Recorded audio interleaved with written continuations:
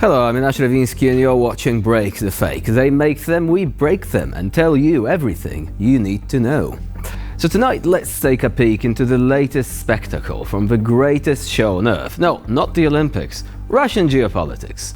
In the recently orchestrated magical mystery tour of prisoner exchanges, Russia certainly didn't miss a beat.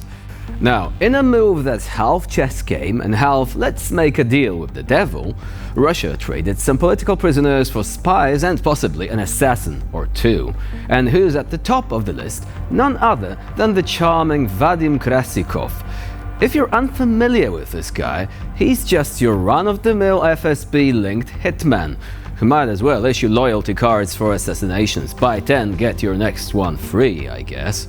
And in a touching airport reunion that could make even the coldest hearts melt, Putin, or was it his doppelganger, was there to say hey and hug it out with Krasikov, because nothing says welcome home like a warm embrace from a dictator.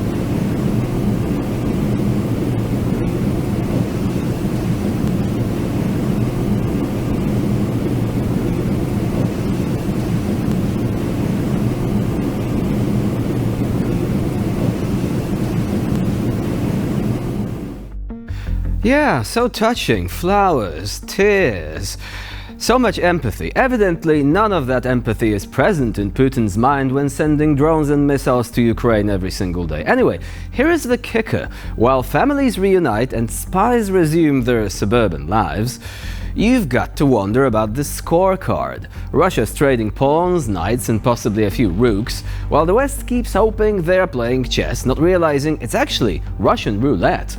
So let's just say that in the Game of Thrones you either win or you find yourselves on a flight back to Moscow. Let's not forget the others involved in this geopolitical tango. With the cavalcade of shady figures being flown across borders, Russia's doing its best rendition of a dramatic spy thriller. Except here the spies are real and the stakes are terrifyingly high. So as Russia continues to play this high-stakes game of to swap or not to swap, this much is clear. Their brand of diplomacy involves an extra dash of espionage and a tad less diplomacy. And for anyone keeping score at home, let's just say it is a good time to be a Russian spy with a frequent flyer account. One of Russia's prisoners released during the exchange is Vladimir Kara-Murza. He's been making headlines not just for his scathing critique of the Kremlin, but also for surviving what he claims are 2 poisoning attempts. I guess when you're a critic of Russia, the government sends assassins after you like most people send follow-up emails. In 2022, Kara-Murza was arrested for publicly criticizing Russia's penchant for invading neighbors and was later sentenced to 25 years for treason. Yes, in Russia, giving your opinion can get you on a quarter century in the slammer faster than you can say free speech. And just to add a cherry on top of this dystopian Sunday, while in prison, the opposition leader won a Pulitzer Prize. To be fair, it's like winning an Oscar while being stuck in a popcorn machine, except the machine in question is more of a sprawling meat grinder operated by people with KGB in their employment history. Алло, алло. Алло? Алло, пап? Да, Катюшечка, это ты? Да, пап, привет. Привет, маленький. Привет, хорошо тебя слышать. Вы там где? We're in the Oval Office. No word is strong enough for this. I was sure I'm going to die in prison. I don't believe what's happening. I still think I'm sleeping in my prison cell in Omsk instead of hearing your voice. But I just want you to know that you've done a wonderful thing by saving so many people. I think there were 16 of us on the plane. Again, I still can't believe it's happening. So I just want you to say that I don't think there are many things more important than saving human lives. We're going to see you at Andrews. Don't pretend you don't know us, okay? Okay. Welcome. Thank you, Mr. President. I can hardly wait to see you. Yeah, thanks for bringing us home. I tell you what. See you soon. There's no greater job I have than protecting Americans and bringing Americans who are wrongfully held home. I really mean it.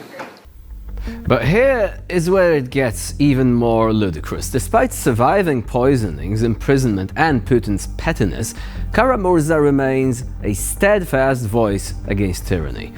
It's as if every time the Kremlin tries to put a lid on him, he pops back up stronger, turning every prison cell into a press room, which also means that he needs protection even as he is now a free man.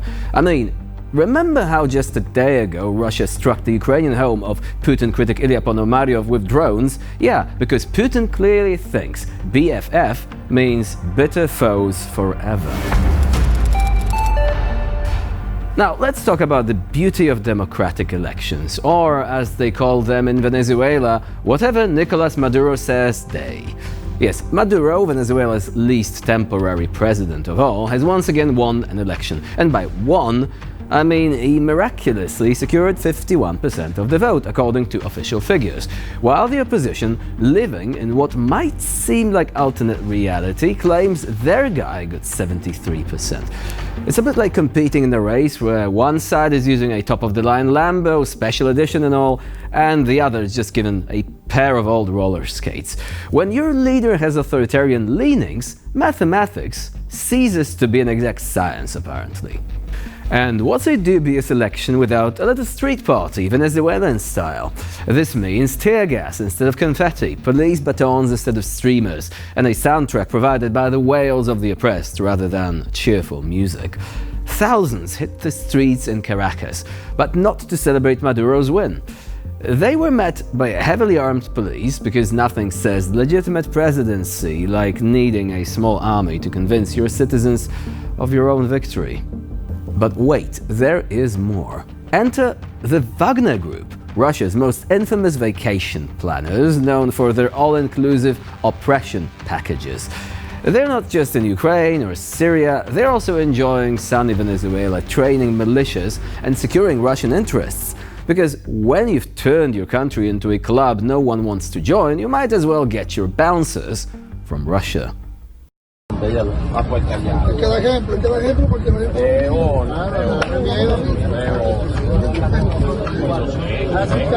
Mira, la única estatua de Chávez que no han tumbado es esta. Y la van a tumbar de bola. Ya hoy menos, no jodas.